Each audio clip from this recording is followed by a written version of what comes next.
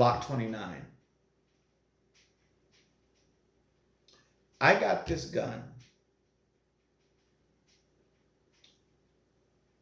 after a very horrible situation involving this gun. So I was in a situation. It was scary. A lot of you are aware of it. I made a video of it called the AM/PM setup, and I had this gun.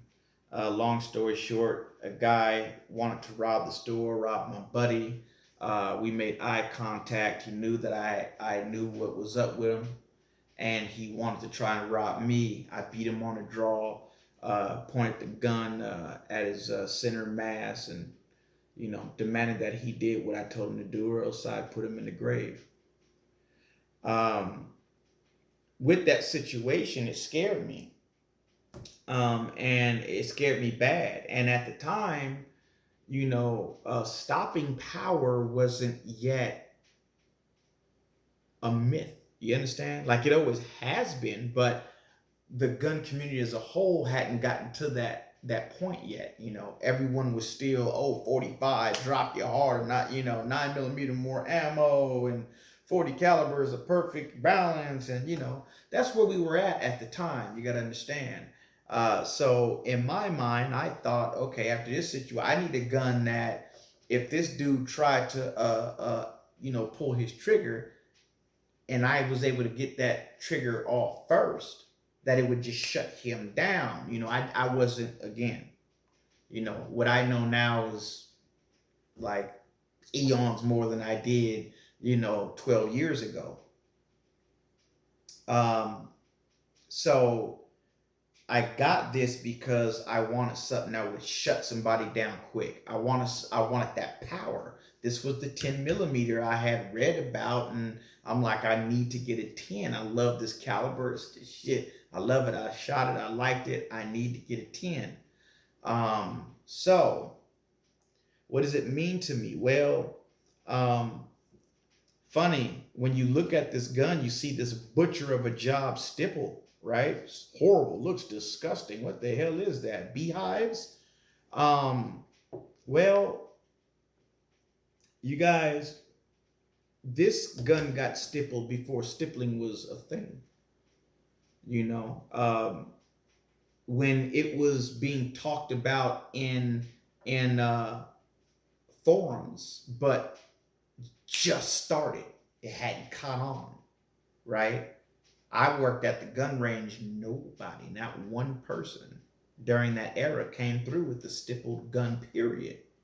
That's what I mean, brand new. So my boy, long story short, he was a tattoo artist. He wanted to test out on my gun.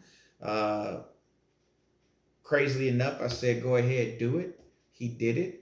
And so for me, it's like the dinosaur of stippling. And that's the reason why I haven't changed it, is because for me, I can look back and go, this is what was accepted as awesome. It was even looked at as beautiful at one point in time. I mean, you gotta understand, it's been through a lot at the same time, right? But the fact that, before we didn't have borders, none of that existed. You gotta understand, right? This is the dinosaur. And so I'm like, stipple where my hands are. And so he stippled here, right? He stippled here, and then he kind of did this funky little thing here. And why? I'm not exactly sure. I guess because only the back here was touching there when I showed him, or whatever. Whatever. But he did it. Funny, there's no, you don't see a stipple up here. It's the dinosaur of stippling. So that's one thing. Number two is the Glock 29. What the hell, right? I mean, it means everything in the world to me. This is my number two, what I carry the most. I carry this one the majority of the time. He's second place. And in the summertime, he takes lead, 12 rounds of 10mm when I'm going compact. For the longest, I didn't like that at all. 10, 12 rounds is the bare minimum for me. I usually carry a 15 round mag in here. Um, Now, I had this gun with me during a situation where two guys tried to harm me.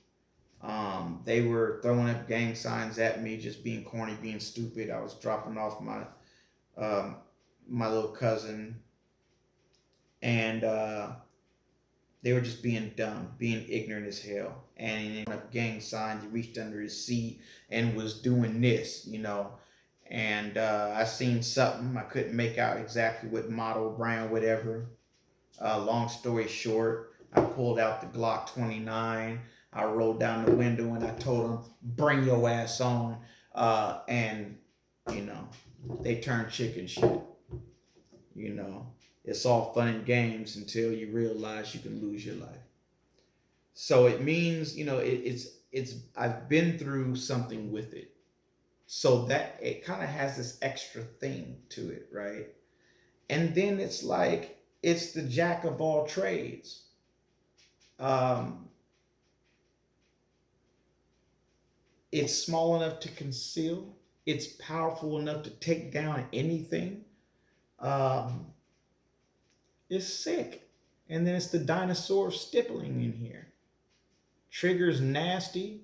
You know, we got a trigger pretty similar to the G40, just a little nicer. Another thing is Peter Dunn worked on this. Peter Dunn's the one who actually did this trigger, did the most of it, and so that means a lot to me.